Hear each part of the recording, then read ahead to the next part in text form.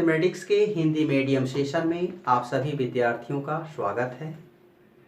आज हम लोग क्लास 11th का समुच्चय पर बात करने जा रहे हैं। जो हम लोग पिछले टॉपिक्स में ही बात किए थे उसी को हम आगे बढ़ाने जा रहे हैं। आज हम लोग पढ़ेंगे उपसमुच्चय। उपसमुच्चय क्या होता है, इस पर हम लोग चर्चा करने जा रहे हैं। ठीक है। उपसमुच्चय को अंग्रेजी में सबसेट कहते हैं। दो समुच्चय ए तथा बी इस प्रकार हो कि ए का प्रत्येक अवयव बी में हो तो ए उपसमुच्चय बी का कहलाता है। संकेत में देखिएगा, ए उपसमुच्चय बी द्वारा दर्शाया जाता है। ये देखिए उपसमुच्चय का साइन है। एग्जाम्पल समझ लेते हैं कि ए कोई समुच्चय है जिसमें ए बी सी एलिमेंट है और बी कोई समुच्चय है जिसमें ए बी सी डी आपका एलिमेंट है।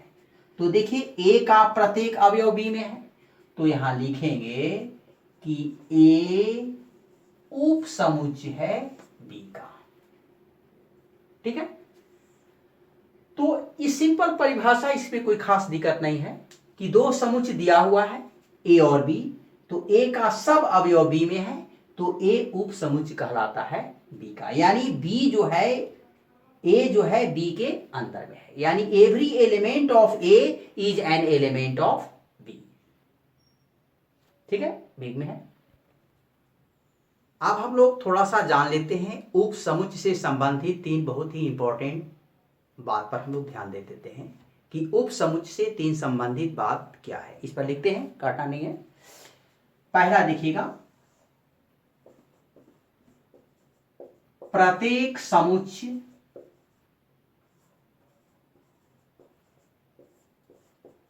स्वयं का उपसमुच्चय होता है। उपसमुच्चय होता है। ये थोड़ा हम समझाएंगे, घबराइएगा नहीं। इस पर पहले पॉइंट पर जिक्र कर लेते हैं। दूसरा पॉइंट, फाई। फाई का मतलब रिक्त समुच्चय। फाई सभी समुच्चयों का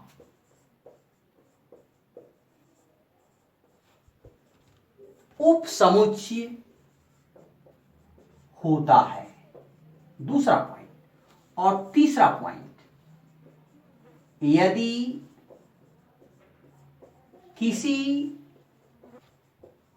समुच्चय में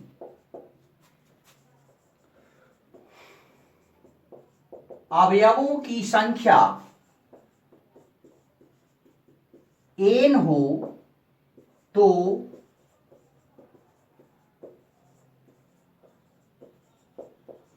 उपसमुच्चयों की कुल संख्या इक्वल टू 2 की पावर n।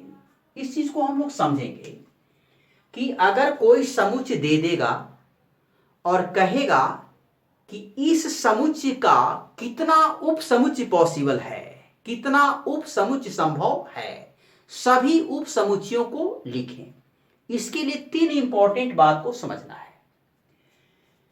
इसको हम लोग एक एग्जांपल से हम लोग समझ रहे हैं। तीन बात इसको समझ लेना है। अब हम इसको एक एग्जांपल से हम लोग क्लियर कर रहे हैं। जरा सा समझिएगा। एक सवाल हम दे रहे हैं कि a इक्वल टू 1 2 3 के सभी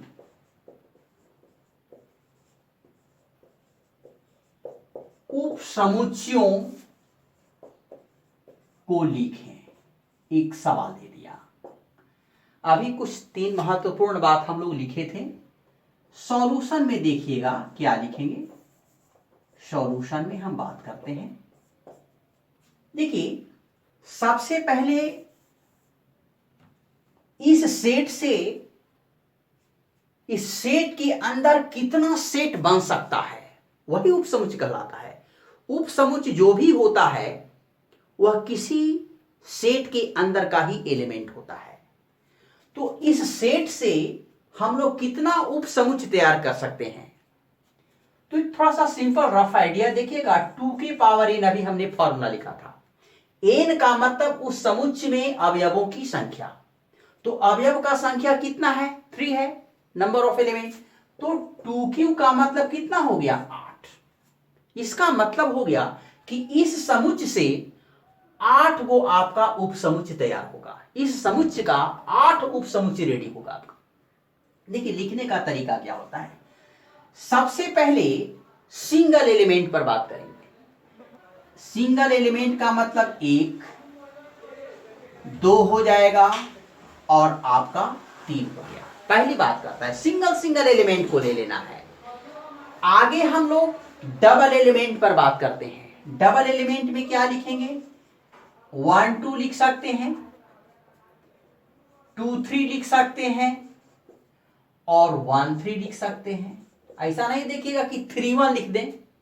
1 3 लिखा है, एक सेट और बना देते हैं 3 1, तो ये दोनों तो इक्वल हो जाएगा। 1 3 या 3 1 दोनों एक ही चीज है, इसलिए इसको ऐसा नहीं है कि इसको हम इधर उधर इंटरचेंज कर देंगे, जगह को डिस्प्लेस कर दें, तो ऐसा बात नहीं है, वो एक ही चीज हो जाएगा।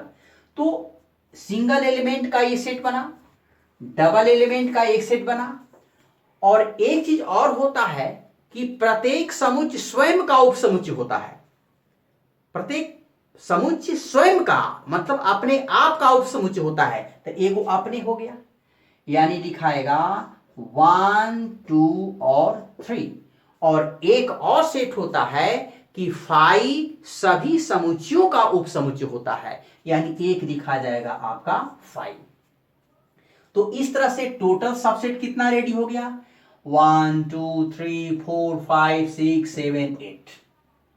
अब देखिएगा ये सेट है, देखिए इसका ये उपसमुच्चय बना कि नहीं? इसका सब एलिमेंट इसमें है, इसका सब एलिमेंट इसमें है, यानी जितना भी सेट हमने लिखा है वो सब क्या है? आपका उपसमुच्चय है ना?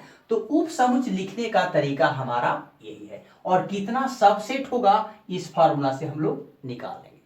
कभी कभी सवाल पूछ सकता है ऑब्जेक्टिव में कि कोई समुच्चय है, उसमें 4 एलिमेंट है, तो कितना उपसमुच्चय बनेगा? तो 2 पर पावर 4 लिख देंगे, यानी कितना आ जाएगा रिजल्ट? 16 आ जाएगा रिजल्ट। तो इस तरह से किसी भी समुच्चय का उपसमुच्चय लिखने का तरीका यही होता है। एक बात और समझ लेते हैं कि अगर ऐसे सिलेबस ये महत्वपूर्ण टॉपिक्स है नहीं, फिर भी इसको चर्चा हम लोग कर लेते हैं। आधी समुच्चय,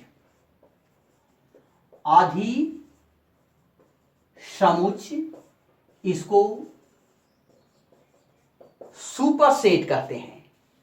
आधी समुच्चय को अंग्रेजी में हम लोग कहते हैं सुपरसेट। ठीक है, वो एक गलती हुई, सुपरसेट स्पेलिंग गलत था, सुपरसेट। देखिएगा सुपरसेट ये महत्वपूर्ण टॉपिक्स नहीं है, फिर भी थोड़ा सा देख लेते हैं। देखिएगा ए इक्वल टू है ए बी और बी इक्वल टू है आपका ए बी सी डी। तो देखिए ए उप समुच्चय है बी का, तो बी आधी समुच्चय हो जाएगा ए का।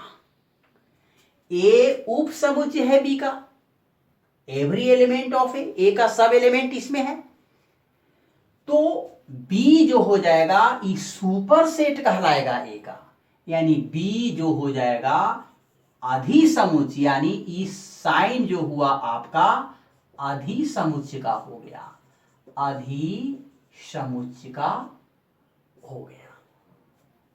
ठीक है, आधी समुच्चय का स्पेलिंग गलत है, आधी समुच्चय का हो गया ये साइन, है ना? ए उप समुच्चय है तो बी आधी समुच्चय हो गया, यही हो गया आपका आधी समुच्चय। नोट में एक चीज और समझ लेते हैं।